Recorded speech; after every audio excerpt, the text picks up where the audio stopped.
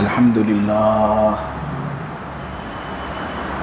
لله نحمده ونستعينه ونستغفره ونؤمن به ونتوكل عليه ونعوذ بالله من شرور أنفسنا ومن سيئات أعمالنا من يهده الله فلا مضل له ومن يضلله فلا هادي له ونشهد أن لا إله إلا الله وحده لا شريك له ونشهد أن سيدنا ومولانا وحبيبنا محمدا عبده ورسوله الحمد لله وكفى والصلاة والسلام على رسوله المصطفى وعلى عباده الذين ارتضى ومن بهداهم اهتدى وبآثار أهل المدينة اكتفى أعوذ بالله من الشيطان الرجيم بسم الله الرحمن الرحيم شهر رمضان الذي أنزل فيه القرآن صدق الله العظيم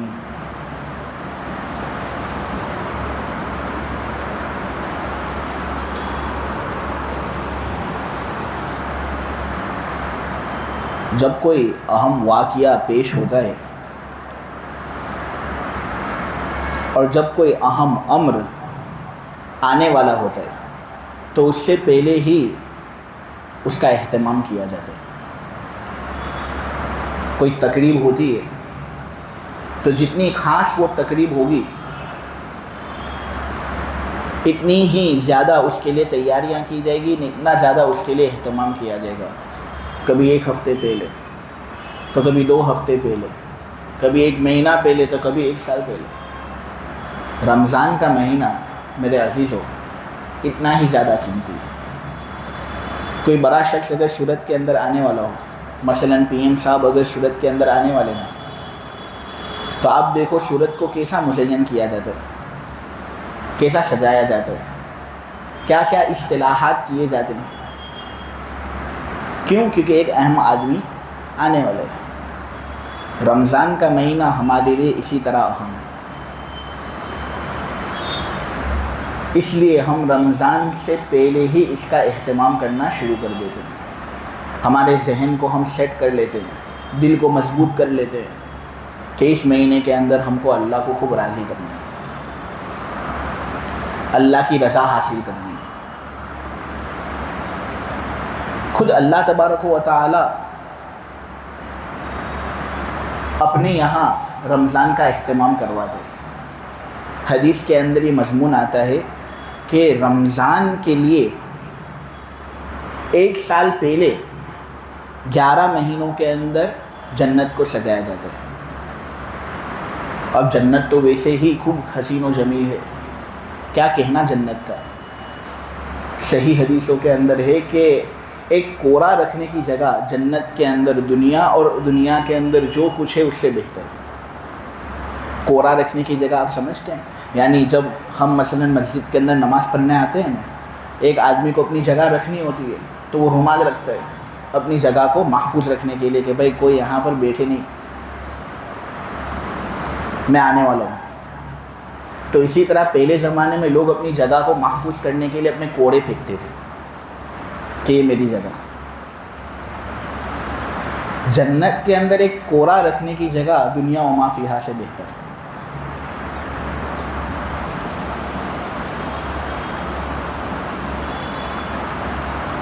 جنت کے اندر 100 درجے ہوں گے. صحیح حدیث میں اس کا ثبوت ہے. 100 درجے ہیں اور ان 100 درجوں میں سے ہر درجے کے مابین اتنا زیادہ فاصلہ ہے جتنا فاصلہ آسمان اور زمین کے درمیان ہے. نبی کریم صلی اللہ علیہ وسلم نے کہا ہے کہ تم کو اگر جنت مانگنی ہو تو فردوس مانگو. کیوں؟ کیونکہ فردوس یہ جنت کے درجوں میں سے سب سے اعلیٰ درجہ ہے. اور اس کو مانگو اس نیت سے نہیں کہ تمہارے اعمال بہت اچھے ہیں، اللہ پر غور کرو کہ اللہ کی رحمت بہت وسیع ہے. اس کی قدرت سے کوئی چیز عاجز ہو نہیں سکتی. اللہ ہر چیز پر قادر. اتنی اچھی جنت، اتنا بہترین مقام، لیکن پھر بھی ہمارے نوجوان عشق بازیوں کے اندر لگ جاتے. شہوت رانی کو پوری کرنے کے اندر لگ جاتے ہیں. یہ ویلنٹائنس ڈے جو 14 فروری کو ہونے والا ہے کل، اس کے اندر کیا ہوتا ہے؟ عشق بازی ہوتی ہے. دل کے اندر عشق جنم میں آتا ہے، محبت جنم میں آتی ہے. اس سے آدمی اپنی اصل مقصد سے پھر جاتا ہے. آدمی کا مقصد تو اللہ کو راضی کرنا ہے، لیکن اس دن کی وجہ سے آدمی الگ راستہ اختیار کر لیتا ہے. سب سے زیادہ زنا اگر کسی دن کے اندر ہوتا ہو تو اس دن کے اندر ہوتا ہے.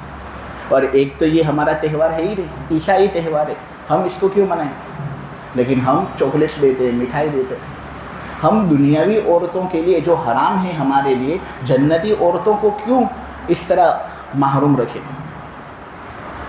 ہم جنتی عورتوں پر دنیاوی حرام عورتوں کو کیوں ترجیح دیتے ہیں؟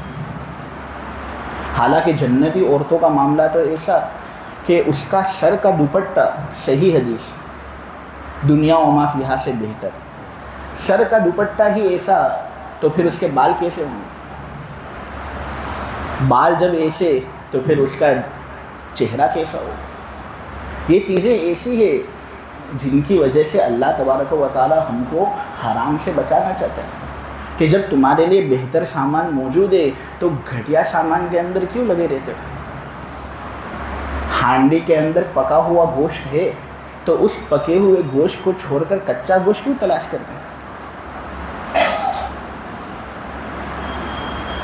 جنتی عورت اگر فقط دنیا کی طرف اس طرح جھانک لینے دیکھے گی تو نہیں بہت زیادہ وہ. کیوں؟ کیونکہ دنیا کے اندر لینے کا کیا ہے کہ وہ بہت زیادہ تاک کر دیکھے، کچھ لینے کا ہے ہی نہیں، تو بس جھانکے گی وہ.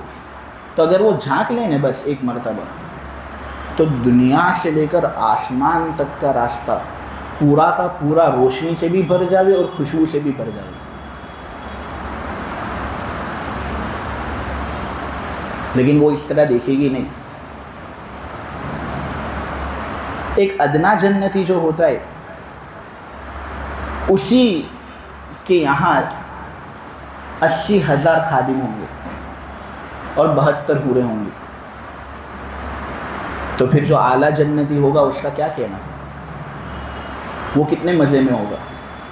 خلاصہ یہ ہے کہ معمولی کم قیمت گھٹیا چیزوں کے اندر لگ کر ہم باقی رہنے والی چیز کو محروم نہ کریں. باقی رہنے والی چیز کو اس طرح نقصان کے اندر ہم نہ ڈالیں. نبی کریم صلی اللہ علیہ وسلم کہا کرتے تھے کہ باقی رہنے والی چیز کو ترجیح دو اس چیز پر جو فنا ہو کر ختم ہونے والی.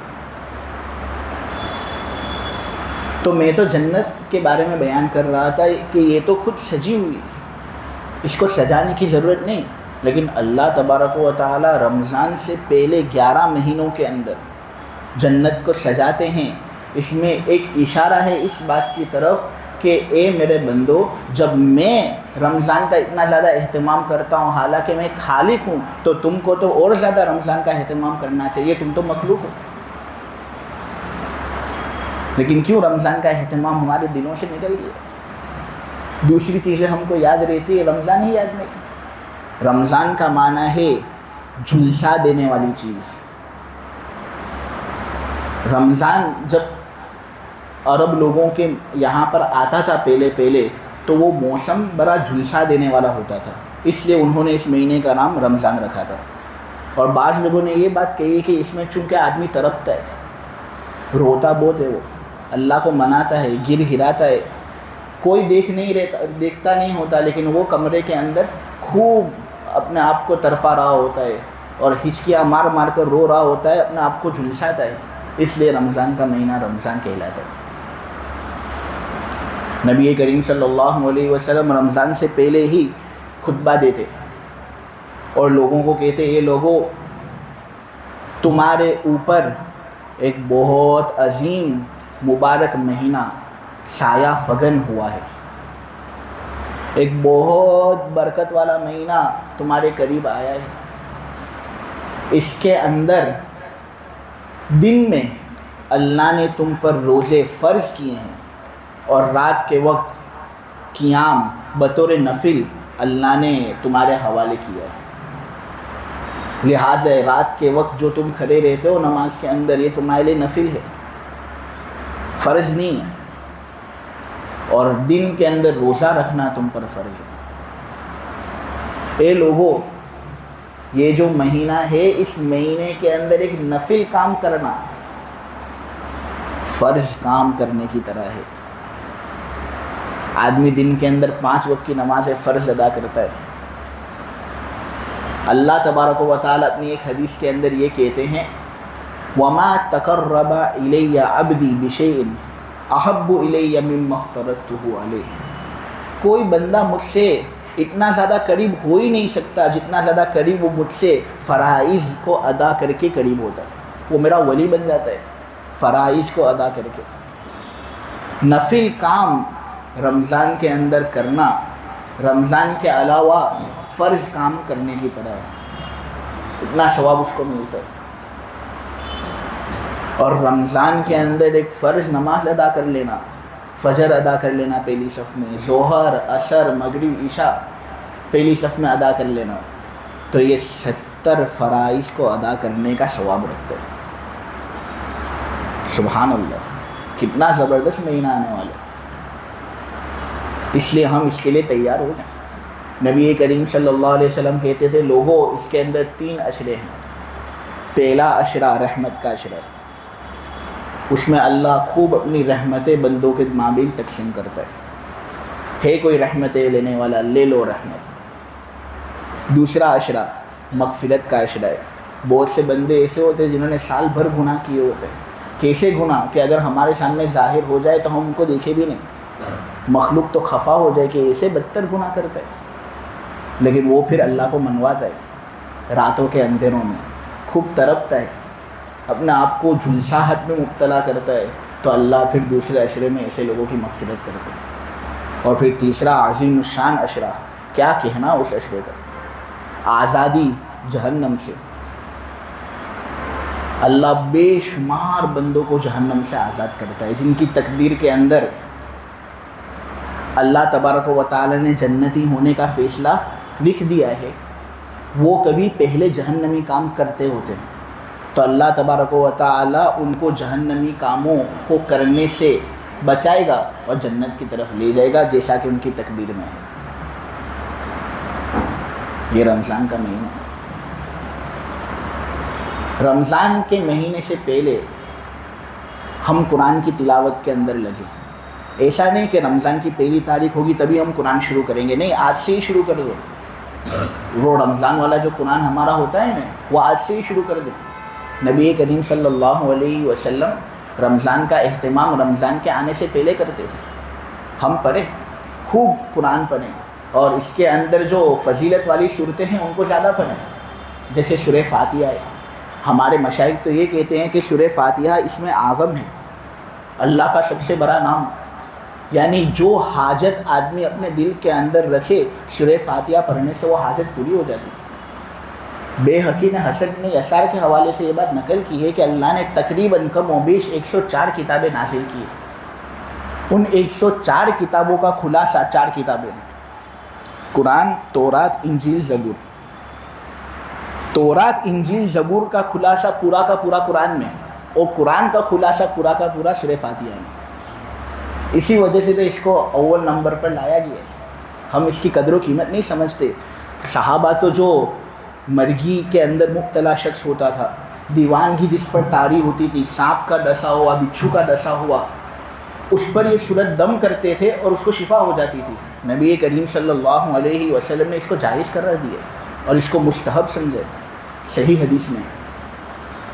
مشائخ تو یہ کہتے ہیں کہ جو بھی بیمار ہو اگر سچی نیت سے اور ایمان اور عارفیت کے ساتھ اگر کوئی سورہ فاتحہ پڑھے گا تو اس بیمار کو اللہ شفا دے دے۔ سورہ فاتحہ پڑھے، سورہ یاسین پڑھ لے۔ سورہ یاسین کے بارے میں تو آپ کو معلوم ہی ہے کہ ہر چیز کا ایک دل ہے، قرآن کا دل سورہ یاسین۔ اس لیے اپنے مرحومین پر کثرت سے یہ سورت پڑھو۔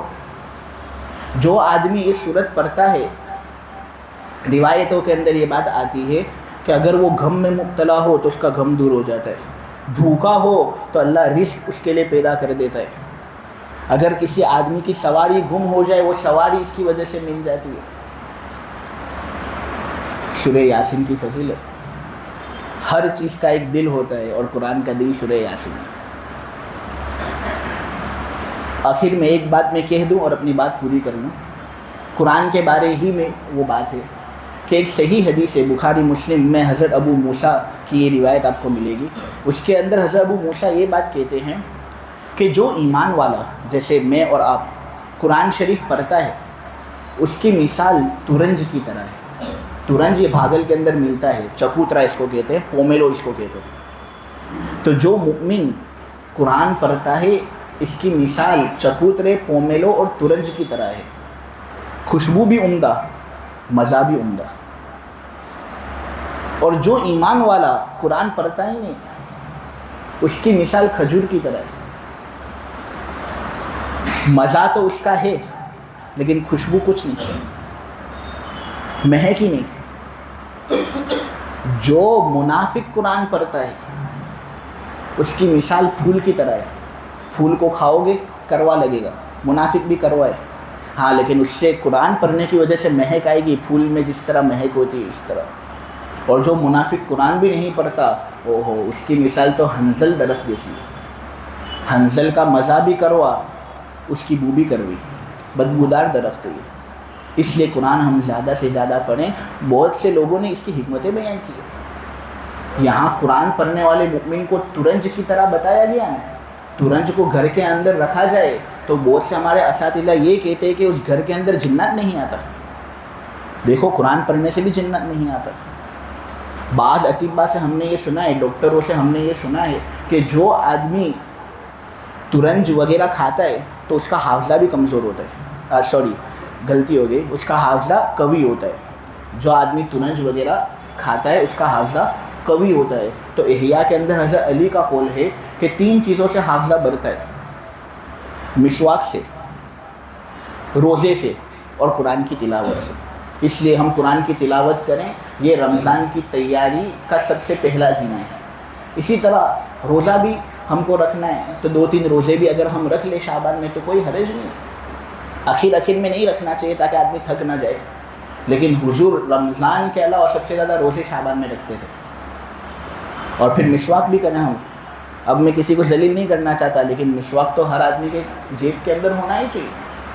کیا فضیلت مسواک کی کہ جو آدمی مسواک کے ساتھ نماز ادا کرتا ہے اس کی نماز 70 گنا زیادہ افضل ہوتی ہے اس نماز سے جو بغیر مسواک کے ادا کی جائے۔ بس اس طرح 2-3 مرتبہ رگڑنا ہے، ہو گیا مسواک۔ اللہ تبارک و تعالی عمل کی توفیق عطا فرمائے۔